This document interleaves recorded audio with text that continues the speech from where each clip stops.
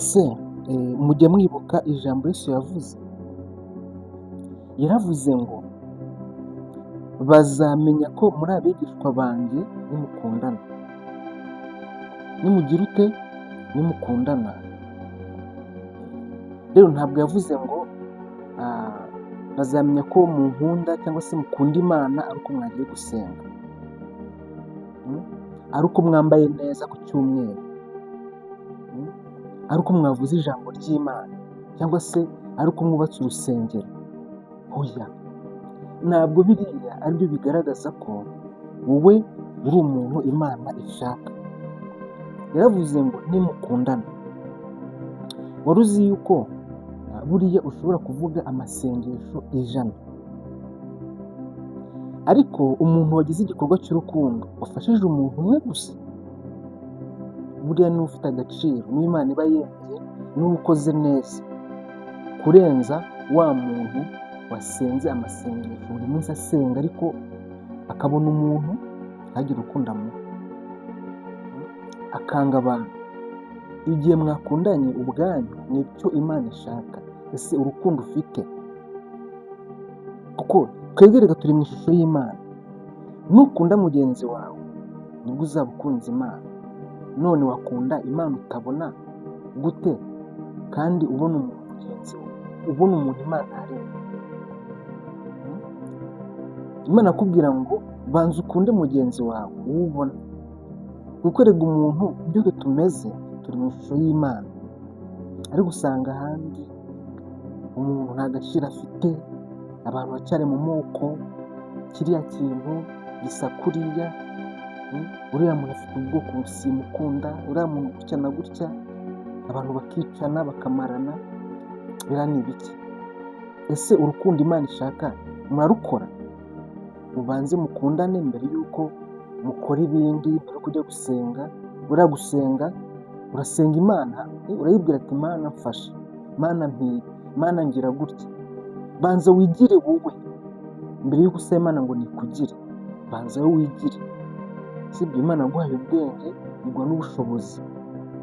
Banza umere uko Imana ishaka yakubwiye, nyuma yaho nimara kubikora ujye wayisaba, hanyuma uyisaba uri intungane. Kuko ijambo ry'Imana ravuga ngo ijisho ry'Imana riba ku isi rigenda rireba umukiranutsi wayo aho ari kugira ngo rimurengere. Niba utari umukiranutsi w'Imana, nimba usabana uburyarya, nta kintu uba uri gukora. Banza ugire urukundo muri wowe. Wenda reka ngire ikintu mvuga ku bantu bafite abakozi bakoresha mu rugo. Rimwe na rimwe usanga abakozi bo mu rugo bihangana cyane. Hariho negeze njya bagateka inyama, bakagura amafi, bakagura inkoko, umukozi wo mu rugo bakamutekera kawunga n'ibishyimbo gusa.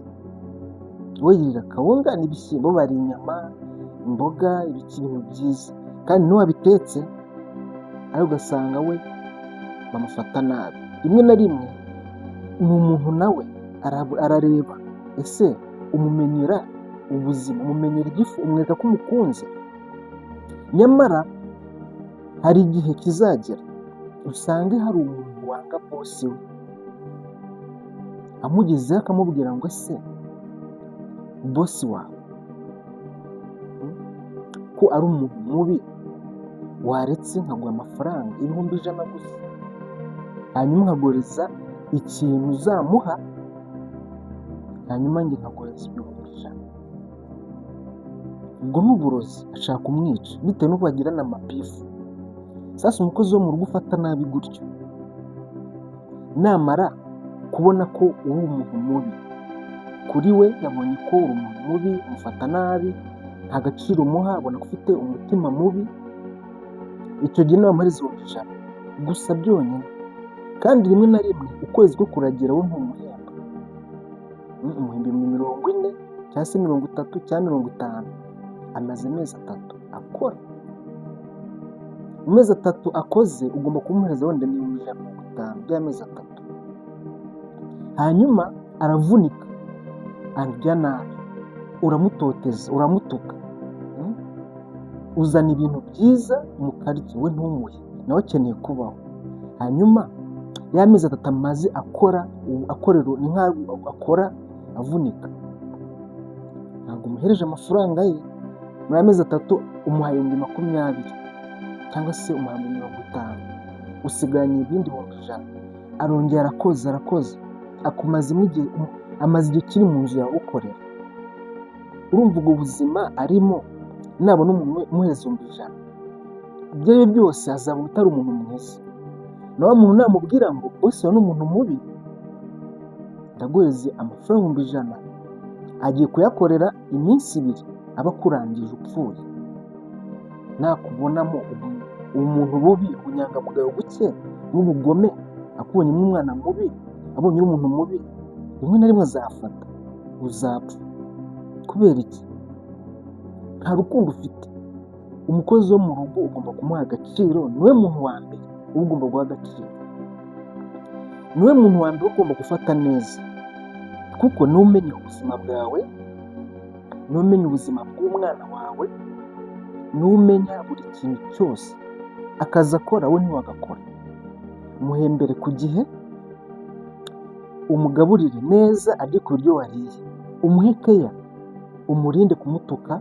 Icyo gihe nibamuha amafaranga, ibyo ari byo byose azakubwira ngo bosi, ko mbona uri umuntu mwiza, hakaba hari umuntu wambwiye ngo arashaka kukwica, uwo muntu mupfa iki?